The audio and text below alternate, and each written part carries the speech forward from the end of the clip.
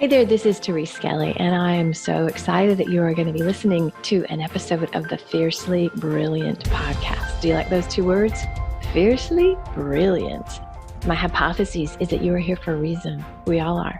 Our souls have led us on journeys that have very often taken some twists and turns, and sometimes it's not pretty. Sometimes there's struggle and there's loss and there's challenge, and in the middle of that, there's always a way out. And it's those times that often lead us into our great life and work.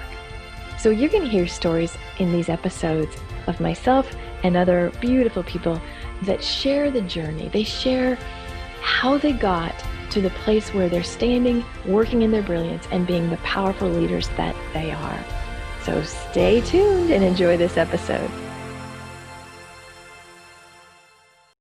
Hey, I'm so excited that you're here with another episode of the Fiercely Here Women in Business podcast. And woohoo, you are in for a treat today. So this is Therese Skelly, and today I'm super excited to bring you Alison Donaghey. So we met when she invited me to her podcast. And after like 4 minutes, we had this like little girl romance going on. We're just like, she has a fabulous story.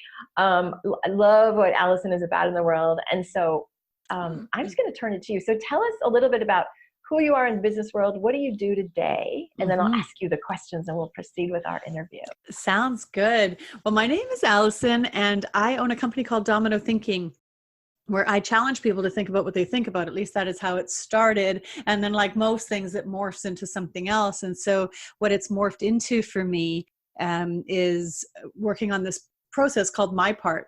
And I would love to see it become a movement, and us accepting accountability for how we co-create our life. And that is not about shame or blame or any of those things. It's just about the construction of the situation and what the part that we play. And it's just been really amazing working with people around this and how it's changing their lives, allowing them to leave a victim state. So it's a pretty cool, cool existence. That is good. Yeah, my body's like, whoa, that's really awesome. But cool. Well, you know, this is called the Fiercely Here Women in Business podcast. So Alison, what is it? Because you are a fierce AF sister.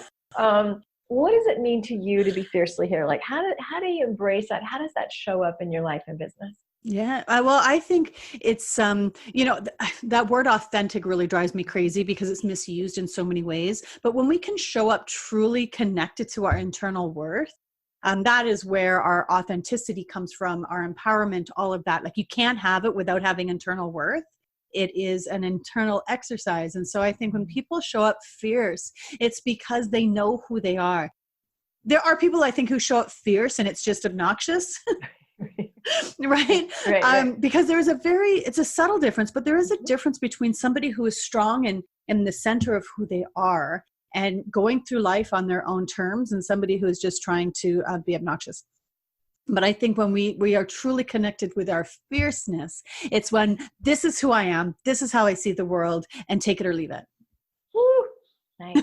Do you ever find, because you're a really strong woman, have you ever gotten pushback like, God, you're being such a bitch, or God, or worse, you're acting like a man? Like, have you ever heard that?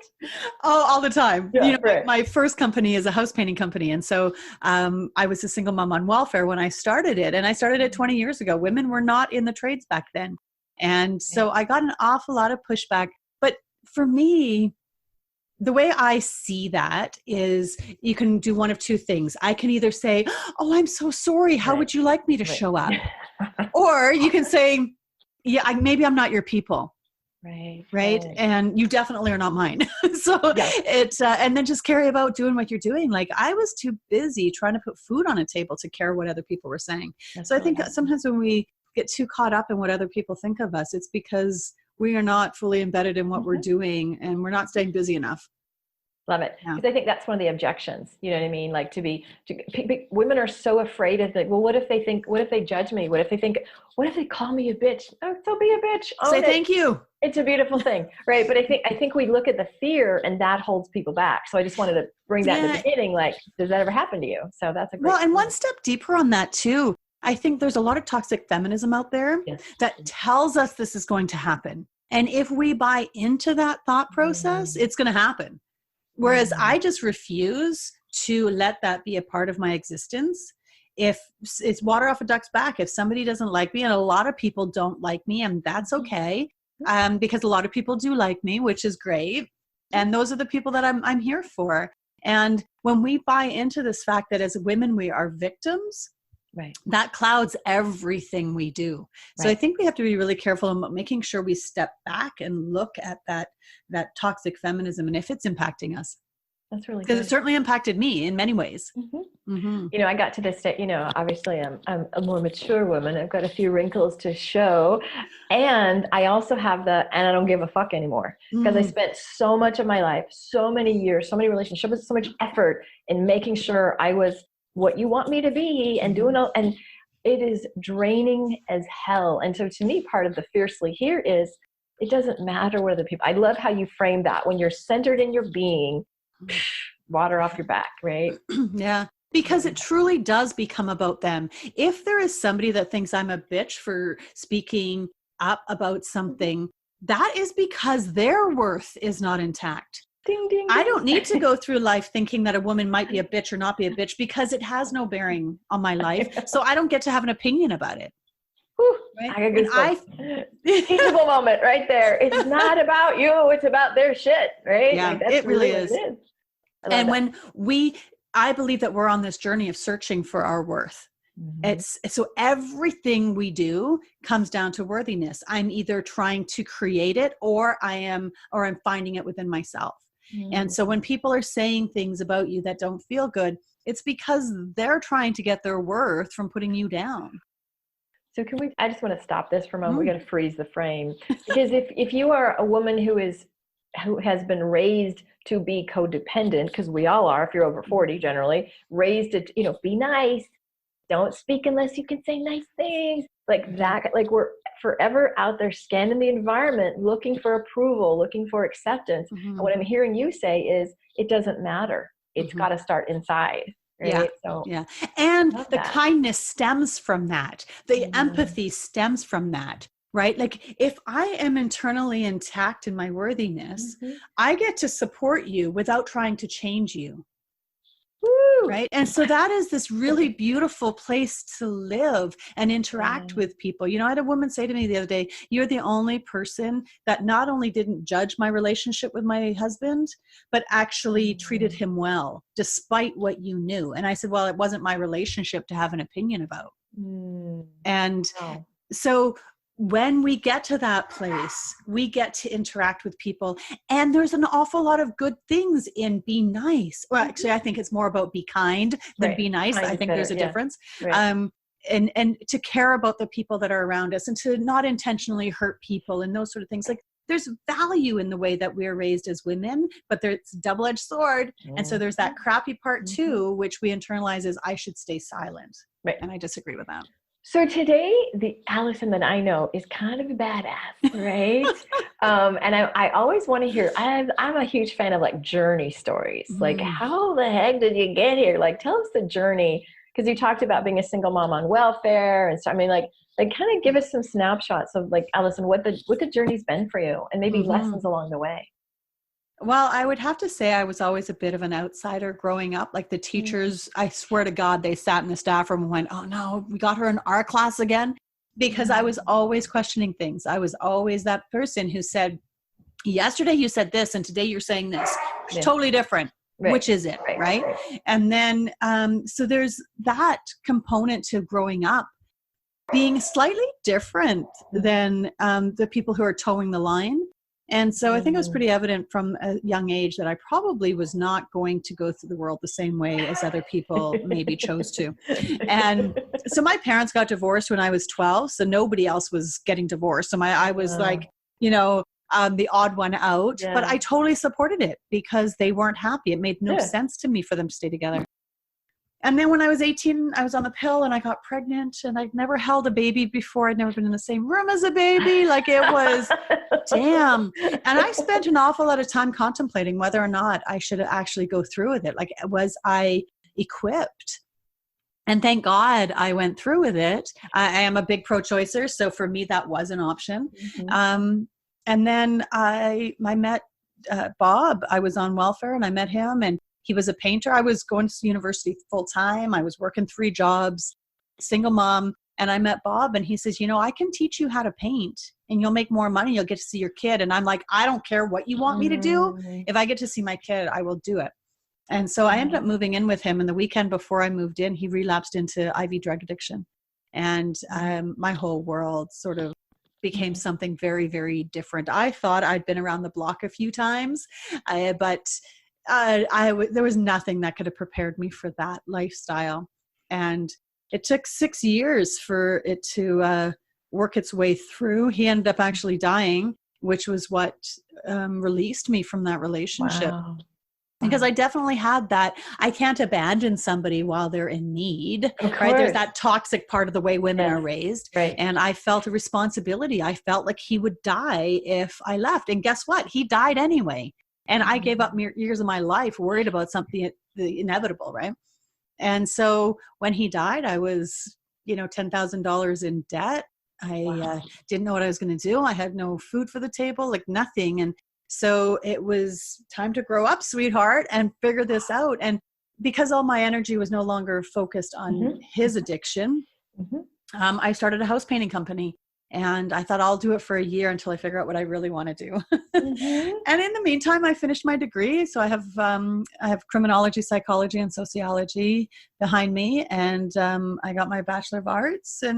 And I just thought, I'll do this until my kid graduates now. And then he graduated and then the economy tanked. And I was like, I guess I'm going to stick around with this. And then my son's working for my company and now he's taking it over.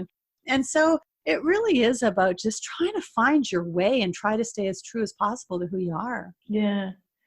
How do I've had issues with, I was married to an addict off and on. I mean, he didn't use all the time, but it was years of addiction. Right. And so I know what it's like to be so powerless and just get trapped in this, I got to fix it. And the powerlessness of that. Right. Yeah. And so how did you keep going? Because I'm sure a lot of listeners, maybe your partner isn't an addict, or maybe you've got a sick kid, or maybe there's, you've got a situation that is siphoning your energy off.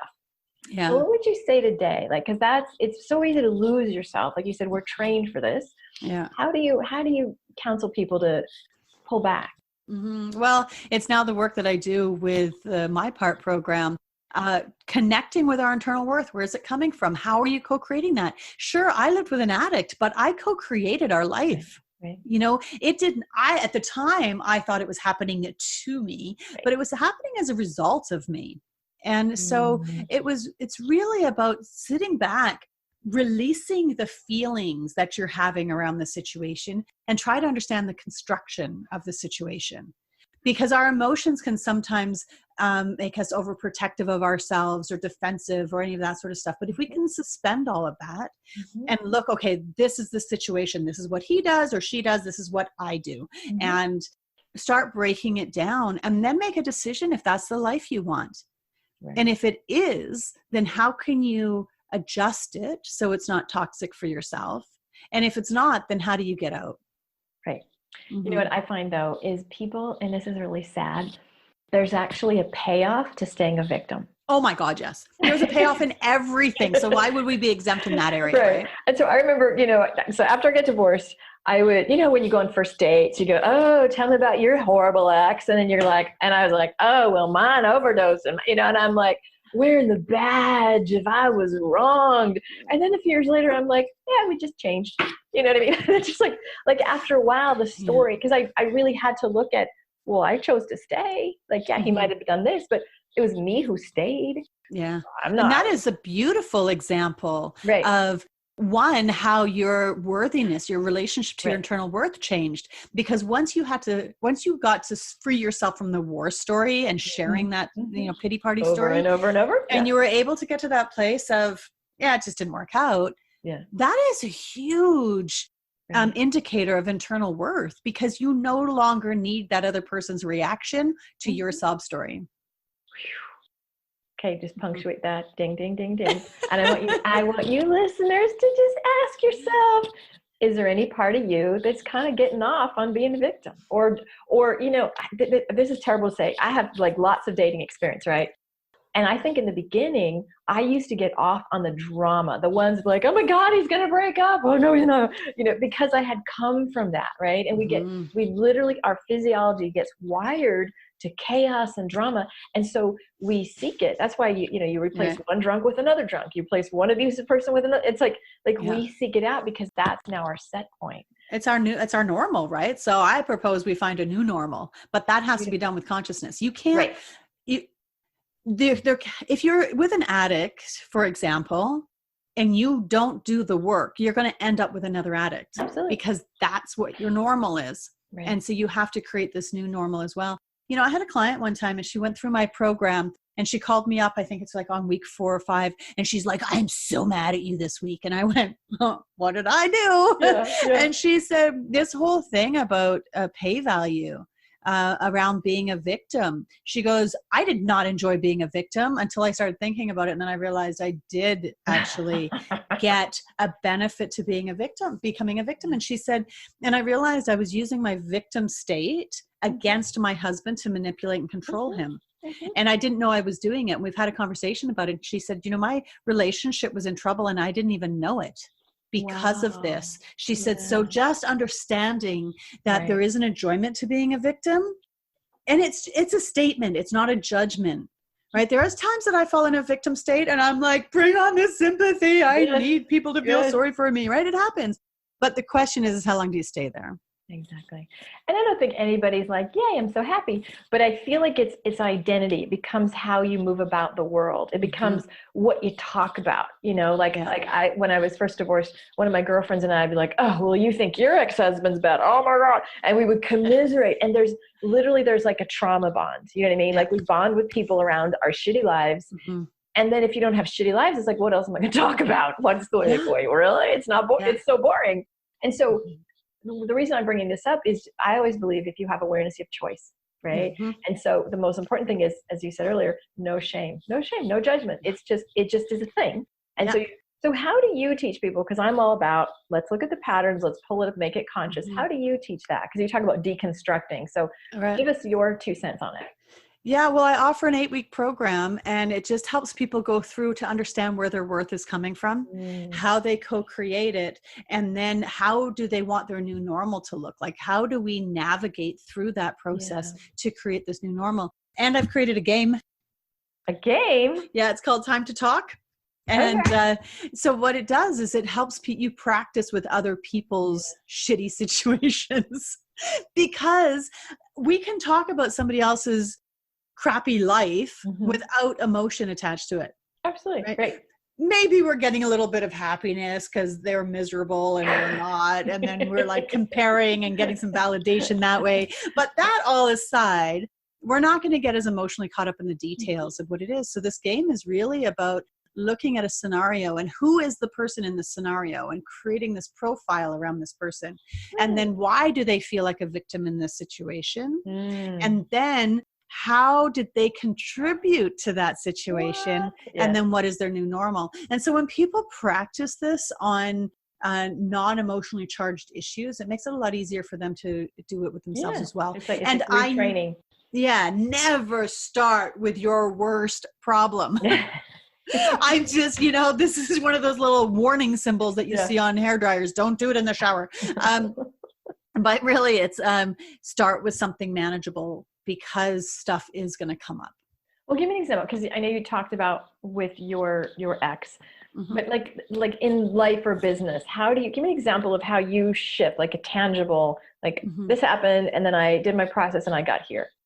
Right. Well, I can talk about a couple of people that I've worked with. So one woman, she's done an awful lot of spiritual work and she was at a relatively healthy place that we could talk about an issue this big, but sometimes it's just not the big issues we should start with. But for her, it was her husband cheated on her.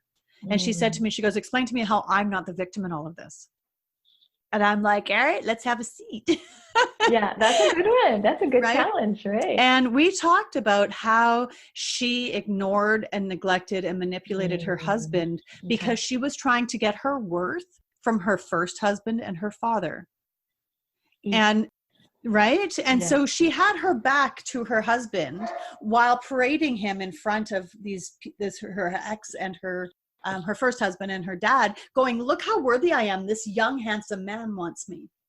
And she was completely oblivious to his needs. Mm-hmm. And so here he is trying to get his worth from somebody who isn't even looking at him. Who wants to And see, yeah. so he started looking for his worth elsewhere. And he did this. For him, it was through having affairs.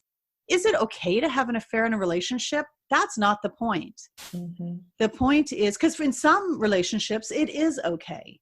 Mm-hmm. That is how they work. That Right. is an agreement they have. Maybe they're poly, maybe there's something else. I don't know.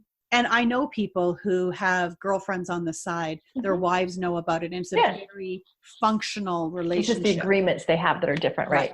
Right. And so we don't need to have a judgment around any of that. So then she said to me, she's like, oh my God, I totally got caught up in this self-worth loop. And I did ignore him and I did contribute to that. Wow. And so she was then they ended up getting divorced, which, fair. Like this is not about staying in a situation and making something broken better if it's broken. And so, but now they have a really amicable relationship. And, I had another client, and these all seem to be relationship ones I'm giving you, but she said that I did a half-day workshop and she said, oh, it's all my husband's fault. It's his fault our relationship broke down. It's his fault we're having a messy divorce. If only he would just fill in the blank. You were probably like ready to bounce. Yeah. And so at the end of the course, I just sort of went along with it. At the end of the half-day workshop, she said to me, she goes, oh my God, I co-created this, didn't I? And I said, I don't know, did you? She goes, I totally did. She phoned the mediator and said, hey, can you tell him that I understand this is not all his fault? Wow. And they went on to have this really amicable divorce, and they're actually pretty good friends now. And so whether it's a working relationship or a personal relationship, we do play a part. And when we own that, it means so much to the other person, not just ourselves. Well, what I hear too is, Alison, the freedom of letting the story go, because the story keeps you sick. The story keeps you tethered to whatever the thing was, as opposed to, oh, I did that. All right, I'm choosing differently now. Right? Yeah. And the story's not true. Right. Well, here's the story that you are remembering of your past is not true. What? Okay, hold on. Sometimes, and you've heard this concept, spiritual bypassing. Mm-hmm. So where's the space of, because like for example, I just got sort of screwed out of something, this thing I was hoping to get and kind of got ghosted and this thing didn't happen. And I'm like, oh, I was promised, and I'm sick of feeling like a victim, right? So then it would be easy to go, oh, well, all things happen. It's happening for me and not to me, blah, blah, blah, blah. Do you see some people don't really do the work? They just bypass it. And I don't know if that's really cleaned up. They just have a little, like, what's your take on that? Because I hear that in the conscious world. Oh, don't spiritual bypass. So how do you talk about that? I think there's, like everything, it's a double-edged sword. Yeah. I find that for me, because I've done so much work around this victim state, and when I'm feeling like a victim, how I'm co-creating all of that, I'm able to look at a situation like that and go, okay, I whatever I did, I did. I no longer need to really understand it. I just need to acknowledge that I somehow co-created that. Okay. But what you're talking about is, I think, is, if I understand correctly, is like those people just focus on the positive. Yes. But those negative things are still going to be there. And if you haven't worked through them, they're going to show up again. So you can spiritually bypass a bad relationship all you want, but you're almost definitely going to end up in another one that's the same, because you haven't done the work to earn the right to bypass it that way. I know. Does that make sense? Yeah, I work with people and they'll be like, oh, I should forgive. I'm like, no, you shouldn't. No, you shouldn't. Because you need to process it. You need to go through anger. You need to feel all the feelings, and then maybe you can get to forgiveness. But I think we're so quick to like whitewash it, right? Yeah. So. And what I'm finding as well is I don't think I'm having as many feelings about things as I used to. Oh, nice. Right. And so I find that processing time shrinks. There are definitely some things that get my goat, and I don't understand why I'm so triggered by something. But then that's a perfect opportunity to say thank you for shining light on something I need to work on, as opposed to blaming that person for triggering me. Right. And so I think when we, there's so many ways of getting around it, but I do find that I am way less emotionally charged than I used to be. Isn't that lovely?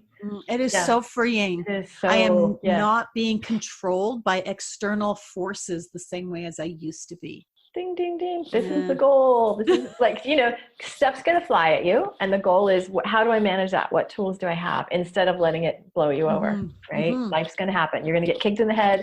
Things are going to break down. And what tools do you have? So what other tools do you use? Because I hear a lot, like the whole thing about your worth and a lot of self-reflection and owning yourself and taking responsibility. Yeah. What are the things do you teach that like these are my top 3 or top 5 that like got to have in place? Right. Well, one of the other things that I talk about too a lot is called what I coin think opposite. And so it's the opportunity to suspend what you believe to consider a different perspective. Okay. And there's been some really cool work done around this stuff. When the Hillary Trump election was happening, some people were approached on social media saying, hey, can we mess with your algorithms? You are solid Trump supporter. Can we send you the algorithms as if you were a Hillary supporter? Wow. And vice versa. And what they found was that people's perspectives shifted. And not every Trump supporter became a Hillary supporter. Some did, many did not, but they softened their view of the other side. So they're more open-minded, it sounds like. Yeah. And so if we take the opportunity to get out of our own echo chamber, those places where we sit and we share trauma and we're just like, oh, all men are bad, to actually having conversations with men to try to understand their male experience. Now we become more well-rounded. Now we can actually start questioning what beliefs are actually ours. Like when this happened to me a couple of years ago, I had a guest on my podcast and he told me about when he was raped by his wife and put in the hospital for 3 or 4 days.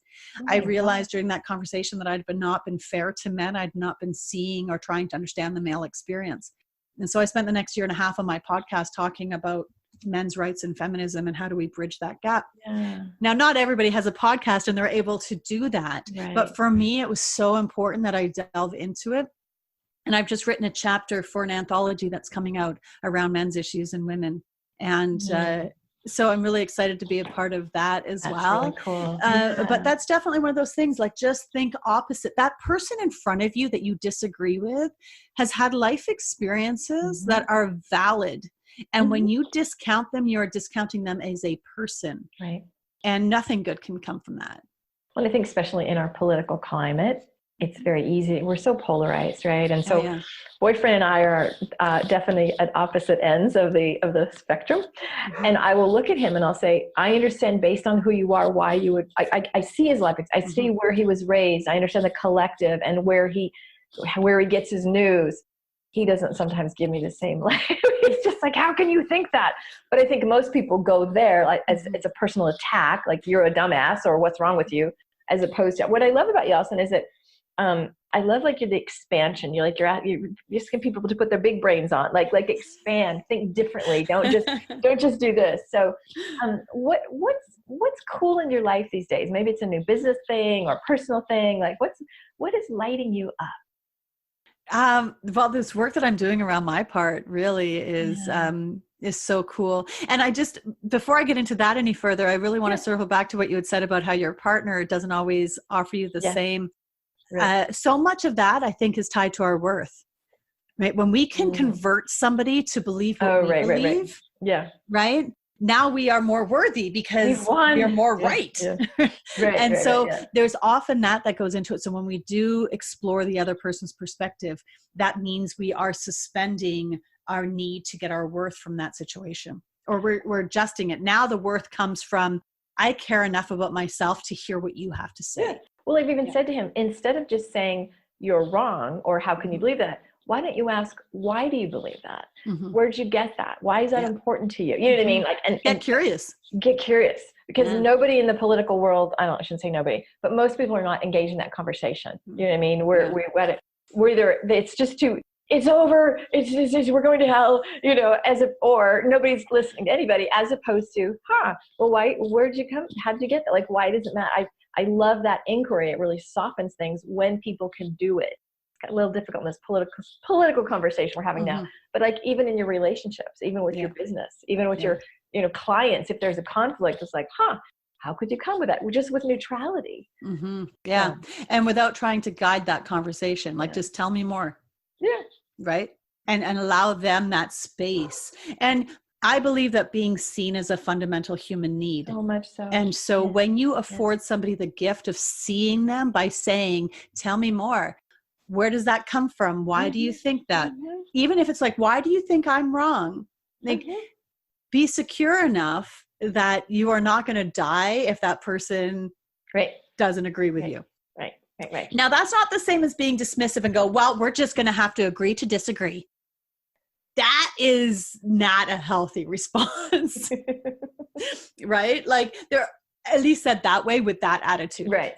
Yeah. So I'm loving the work that I get to do with people around this, the conversations I get to have.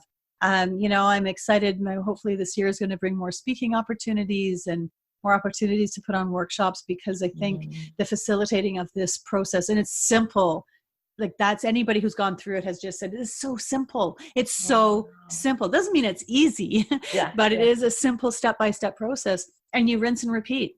That is so cool. Right? And I love that I don't need people to get married to me for a long period of time to get healthy. You just take this and go. And, so at the end of my program, there's no, now do you want to sign up with a $15,000 coaching package with me? Because you're the real work. Right. For me, I think I'm further victimizing people by doing that. So just watching people become free, which is not always to say they always love me. Like the woman that I did work, whose husband was fooling around on her. Sometimes she's just like, I hate you. I just want to blame the other person and be done with it. Right? Well, you can. How's that working for you? Right? Yeah, that's right. Yeah. And you can go back to the way you were. I'm not telling you can't. But now she's using this stuff with her business clients as well. And so it's super cool. That's really awesome. So where do people find you? Easiest place is my website, dominothinking.com. Contact information, podcast, blogs, everything is on there. And if you want to reach out, I answer all my emails. It sometimes takes me a little while, so I apologize if it's not quick, but it does happen. Yeah. And your podcast is fun. So tell them about your podcast. It's called Domino Thinking with Alison, and I bring on great guests like yourself, where we get to talk about our journey, that victim to freedom state journey that people have, because sometimes we don't always know what a victim state looks like. And so sometimes it's really nice to hear the stuff people go through and then how they got out of it. As examples, it's a lot like playing the game, right? When I can listen to somebody else's story and go, that's where they were and that's what they did and now they're free. Right. That's so cool. Right. Now I can start applying it to my own life. So that's really cool. And sometimes I'll just bring on guests that have a controversial point of view. Like I had a woman talking about orgasms and how it makes your business better. And it was a fun interview. She's actually going to come on again. I've talked to people. I talked to a guy in Michigan whose son stabbed his mother, this guy's wife, 104 times and was tried as an adult. And his experience about going through the whole court system and the prison system. And now he's involved with the prison art show and all of that. And one of my guests that I talked to does volunteer work at a prison down in California. So I got to go down there and do the prison work with her, and that was incredible. Wow, that was truly a remarkable experience. Oh my gosh! Have you watched the Van Jones has a show called The Redemption Project? No. Check it out. Okay. So it's prisoners that have, usually they're either on death row or there's been a murder or something, and they do a lot of work with them, and the victims, quote victims, face the prisoner, and they have a conversation, and there's so much healing. Yeah, it's because they want to hear the story, and they often terms with forgiveness, and it's fabulous. It's just justice. And where is it? Van Jones on CNN. Okay. The Redemption Project. So it reminds me of this. Okay, I will totally check it out. You know what show I'm really loving right now is The Morning Show. I haven't seen that. Yeah, with Jennifer Aniston and Reese Witherspoon, and it talks about the Me Too movement. Oh, and, right. Okay. Steve Carell. Is that his name? Carell. He's so good. Yeah, he was accused of sexual misconduct and fired from the show, and he was Jennifer Aniston's co-host. And so it's how people knew it was happening, but they're not being held accountable for not speaking up, and how he didn't realize he was actually forcing people to have sex with him. He thought they were willing. And I can, once you can get into this place, you can see, right? Like this woman goes up to his room and he's like, well, what did you think was going to happen when you came up to my room? And then he's kissing her and you can see her face, but he can't see her face. Wow. And so you can see that she doesn't want to be there, but she doesn't speak up. Right. So he doesn't know she doesn't want to be there. And so it's all of these layers. That's fascinating. And they've done a brilliant job of it. Like there's so much to it. Cool. I will check that out. Gotta love good TV shows. All right. So anything else you want to say? It's like, if you got a open stage here, girl. Is there anything else, any message you want, any final words? I just want to say to, everybody that's listening is that you are a miracle. When you think about how you were created, this little tiny sperm found this little tiny egg, it made you, not 1,000 other possibilities. It made you, which makes you a miracle. And if you are a miracle, it means that you are inherently worthy. And then you're born into this world and the world tells you you're not good enough. And you believe it, because what other choice do you have? You're a child, you don't know any different, but you have worth. And when we can stop getting it from other people and get it from inside, it can change our whole life. So remember, you are inherently worthy. So beautiful. You're so cool. Seriously, like I do a lot of podcasts, and when I within 5 minutes, Alison and I were like, I really like this chick. And so it's really fun to get to interview, to hear your story, to hear your commitment to the work, to hear your journey. And I love, love, love the way you are about the worthy part. I didn't know that. It's like, because I was talking about more the thinking piece of it, the domino thinking and the looking different. I love this piece of it and the stand you are in the world. And you're a beautiful example of it. So thanks for showing up and being you, girl. Thanks for the platform. This is what makes the world go around. And I think you're absolutely brilliant for having this show and just really providing examples with other guests as well about how we can show up authentically. And there's that word again. And fierce as fuck, right? Fierce as fuck. Yay. Right. Absolutely. All right. So domino thinking, right? Yes. Dominothinking.com. Dominothinking.com. All right. So I hope y'all have loved this show as much as I have. And mostly really tune in, ask yourself, am I still holding on to any victim stuff? Here's the work I do. Have my little pendulums, and I could just go, oh, you're holding on to that 50%, but you can ask your own energy. You can ask your own body. You can ask your soul, am I at peace here? Is there something I'm getting by when he did that and that didn't work? Because lots of times we can use as an excuse for playing small, for not showing up, for not being our brilliance. And what I say is there's somebody freaking praying for you. How dare you? Somebody is literally waiting for you to step up and shine your light. How dare you stay in your small self, right? It is our work to get our stuff in the world. And so that means you've got to do the work. So you've got a brilliant demonstration here. If you are looking for support, check out Alison's work, check out my work. We can really help you shift away from victim consciousness. My thing is I'm a shame buster and nobody will have shame on my watch. And so that's my thing. And so reach out if you need more support. In the meantime, much love, many blessings. Bye now.